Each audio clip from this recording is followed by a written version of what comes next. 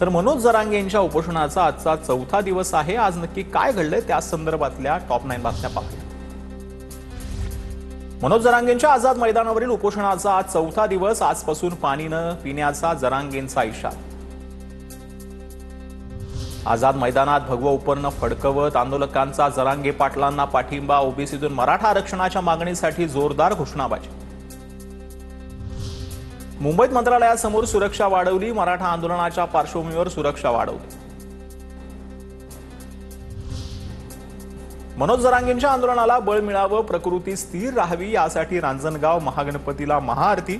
शिरूर तालुक्यातील सकल मराठा समाजाच्या वतीनं मराठा आंदोलनाला पाठिंबा। सुप्रिया सुळेंना काल आंदोलकांनी घेराव घातल्यानंतर आज पोलीस सुरक्षेत वाढ। आझाद मैदानावरती जरांगेंच्या स्टेज जवळील पोलीस बंदोबस्त वाढवला। मुंबईत मरीन ड्राईव्ह परिसरामध्ये मराठा आंदोलकांची मोठी गर्दी। गेल्या 4 दिवसांपासून मुंबईसह नवी मुंबईत मराठा आंदोलक ठाण मांडून।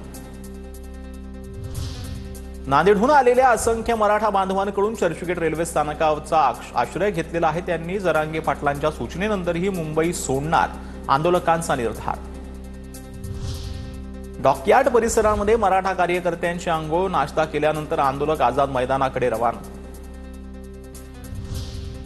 आझाद मैदानाची जागा कमी, इतर व्यवस्था करणं गरजेचं। आंदोलकांना वानखेडे स्टेडियम सारखं मैदान द्यायला हवं। बाळा नांदगावकरांची सरकारकडे मागणी।